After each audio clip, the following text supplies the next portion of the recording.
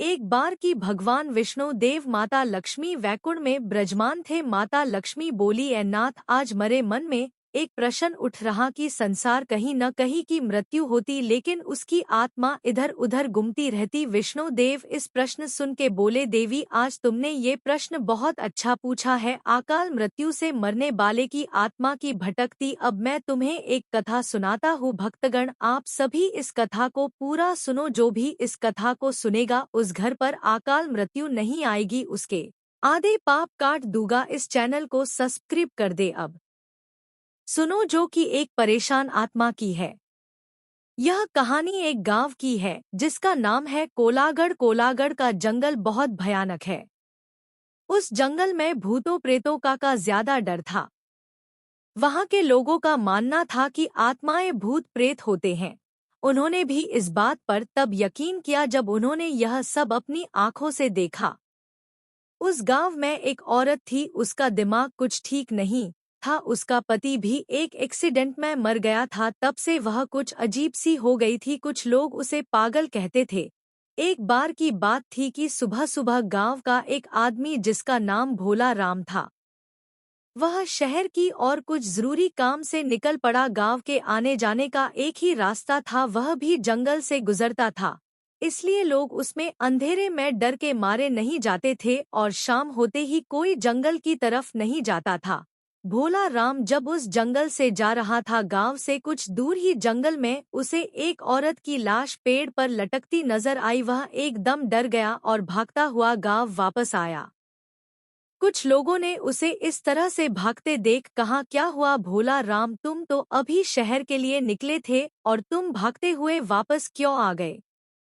तब भोला राम ने बताया कि मैंने अभी किसी की लाश को पेड़ पर लटकते देखा। वह लाश किसी औरत की है। देखते देखते सारा गांव इकट्ठा हो गया कि क्या हो गया, कहाँ है लाश, चलो चलकर देखते हैं। तब सारा गांव उसे देखने को चल दिया। देखते क्या है कि एक औरत की लाश पेड़ पर लटक रही है। देखते ही गांव वालों ने कहा कि यह तो पागल लग रही है। कुछ लोगों ने कहा, इसे नीचे उतारो और इसका दाह संस्कार कर दो। कुछ लोगों ने कहा, छोड़ो, इसका है ही कौन जो इसे आग देगा। वैसे भी इससे सारा गांव परेशान हो गया था, चलो इससे तो पीछा छूटा।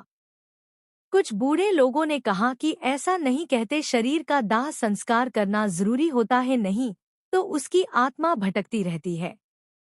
तो कुछ लोगों ने कहा कि तो जाकर उतार ले उसे और कर दे दाह संस्कार। बड़े आए सुझाव देने वाले, वैसे भी इस जंगल में आत्माओं की कमी नहीं है और एक और आत्मा सही, चलो। धीरे धीरे सारे लोग चलते बने। दोस्तों, 8-10 दिन तक वह लाश ऐसे ही पेड़ पर लटकती रही, किसी ने उसे उतारा तक नहीं। एक दिन अचानक उस लाश की रस्सी टूटकर पेड़ों पर अटक गई और पत्तों से छुप गई। समय बीतता गया। एक दिन गांव का हरिया नाम का व्यक्ति उस रास्ते से जा रहा था कि उसे वही पागल सामने दिखाई दी। वह एकदम डर गया, उसका सारा शरीर कांपने लगा और उसके पलक झपकते ही वह गायब हो गई। हरिये ने सोचा कि मैं तो मन में ऐसे ही सोच रहा था और वह आगे चल दिया। तभी एकदम उसकी और एक सांड दौड़ते हुए आया और उसे जोर से टक्कर मार के चला गया। हरिया उल्टा गिरा, उसके बहुत जोर से चोट आई। उसने जैसे ही पीछे मुड़ के देखा तो कोई नहीं। उसने जैसे ही फिर आगे को देखा तो उसके आगे एक औरत खड़ी हो गई। वह एकदम डर गया और कांपने लगा। उसकी शक्ल तो ऐसी थी कि तरफ गाल की हड्डियां और एक तरफ जला हुआ सा चेहरा, आंखें अंदर धंसी हुई, नाखून बड़े बड़े। वह उसे देखकर ऐसा डरा कि वह बेहोश होके गिर पड़ा। उसकी आंखें खुली तो वह एकदम डर गया। उसने अपने आप को घने जंगलों के बीचों बीच पाया। उसके पेट में तो पानी हो गया। चारों तरफ से आवाजें आ रही थी, कहीं पत्तों में खर खर की आवाजें तो कहीं शेर के दहड़ने की आवाजें। वह इतना डर हुआ था कि उसे तो भागना ही नहीं आ रहा था। वह वहां से धीरे धीरे डरता हुआ जंगल में से भटकता हुआ बाहर आया। उसे जंगल से निकलते निकलते अंधेरा हो गया था। वो अब और डर रहा था कि पहले तो एक भूत था, पर अब ना जाने कितनों से पला पड़ेगा। पता नहीं आज मैं यहाँ से जिंदा निकलूंगा कि नहीं। उसके मन में अजीब अजीब से ख्याल आ रहे थे। वह भागता ही चला जा रहा था। भागते भागते वो जाने कैसे उस जंगल से बाहर निकल के आया। उसे इस हालत में देख कुछ लोगों ने उससे पूछा कि इतनी रात को कहाँ से आ रहे हो, तुम्हें डर नहीं लगता क्या? उसने कुछ भी जवाब नहीं दिया। उसे विश्वास नहीं हो रहा था कि मैं गांव में जिंदा आ गया हूँ। उसकी हालत देखकर कह रहे थे कि इस हरिया को क्या हो गया है। वह घर पहुंचा और जाकर की ओढ़ कर सो गया। उसकी औरत ने उसे खाना खाने के लिए कहा पर उसने कुछ जवाब नहीं दिया। उसने रात को एक सपना देखा और उस सपने में उसी परेशान आत्मा को देखा। वह उससे रो रो कर कह रही थी, मुझे बचा लो, मुझे इस नरक से बचा लो, यह लोग मुझे मार डालेंगे। ऐसा सपना देखकर वह उठ खड़ा हुआ। उसके पसीना निकल आया था और वह यह सोच रहा था कि यह सब मेरे साथ क्यों हो रहा है।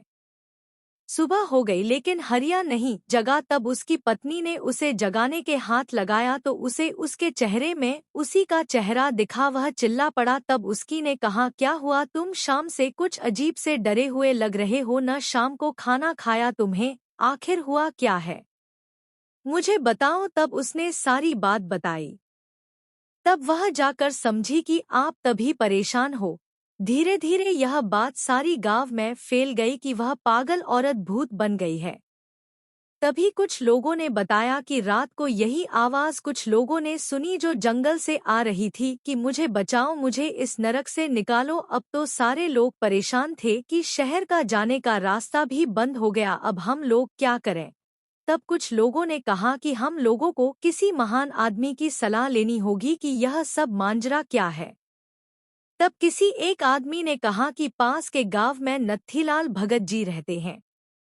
वह आत्माओं के बारे में बहुत कुछ जानते हैं। जब सुखिया के लड़के को एक आत्मा ने पकड़ लिया था तब उन्हीं ने उस आत्मा से उसे छुड़ाया था। तब कुछ लोगों ने कहा यही ठीक रहेगा।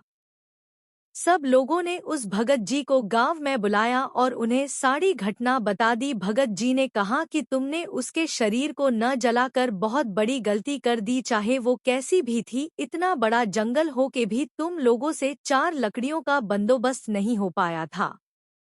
इंसान कैसा भी हो, जब वह मर जाता है तो उसका दुश्मन भी उसकी अर्थी को कंधा देने को आ ही जाता है। पर तुमने तो सारी सीमाएं तोड़ दी। चलो अब जो भी हो गया है उससे निपटने के लिए अब तैयारी करो। तब भगत जी ने हवन किया और अपना ध्यान लगा के देखा तो उसे वह आत्मा बंधी हुई नजर आई। तब पंडित जी ने उसे पूछा कि तुम्हें यहाँ किसने बांध रखा है? तब उसने कहा कि मुझे एक दरिंदे ने बांध रखा है। पहले उसने मुझे मार के पेड़ पर लटका दिया था, फिर गांव वालों ने मेरे शरीर का अंतिम संस्कार भी नहीं किया। मेरे शरीर को उसने कहीं छुपा के रख दिया है। इसने मेरी आत्मा को कैद कर लिया है।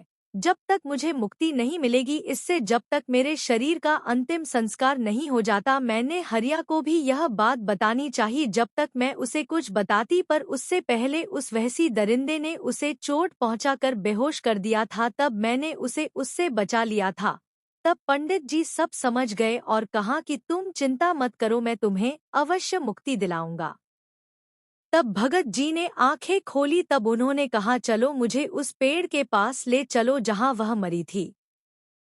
पंडित जी ने कहा कि जिस तरीके से अंतिम संस्कार करते हैं वह सारा सामान ले चलो। तब गांव वाले सारा सामान लेकर चल दिए। पंडित जी आगे आगे और गांव वाले पीछे पीछे। उन्होंने देखा कि वह पेड़ तो बहुत बड़ा हो गया है, वह बहुत घना हो गया है और लाश का कुछ भी अता पता नहीं है, नहीं उसकी हड्डियों का। तब पंडित जी ने कहा कि सारे लोग ऊपर चढ़ के ढूंढो, हमें यह काम शाम होने से पहले करना है।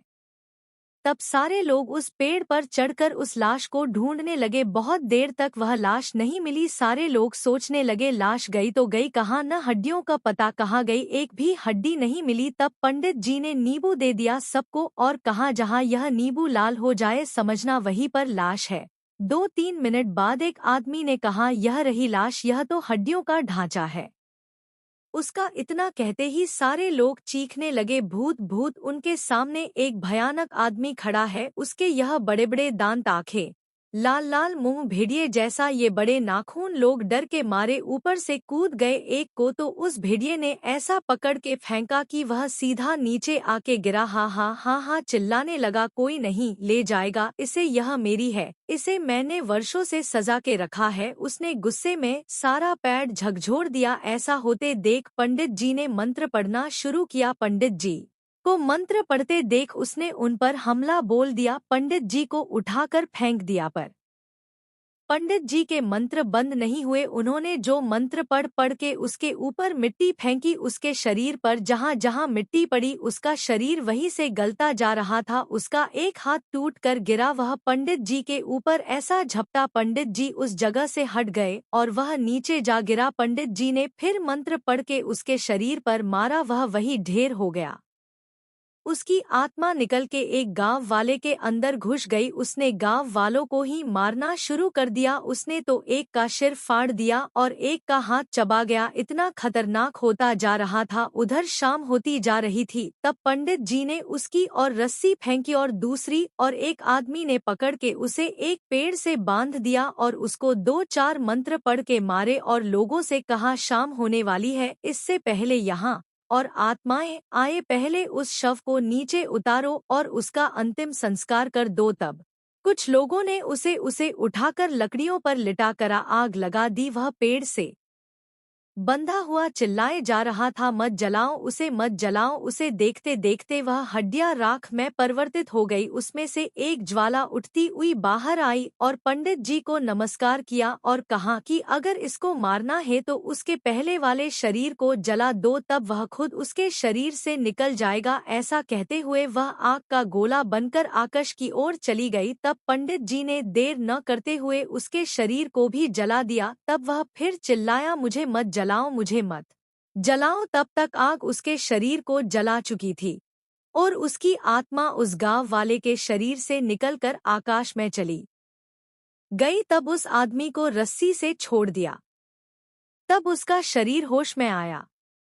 तब सब लोग उसे लेकर गांव आए। तब सबने भगत जी को राम राम कहा और भगत जी अपने गांव चले गए। तब से उस गांव शांति आ गई।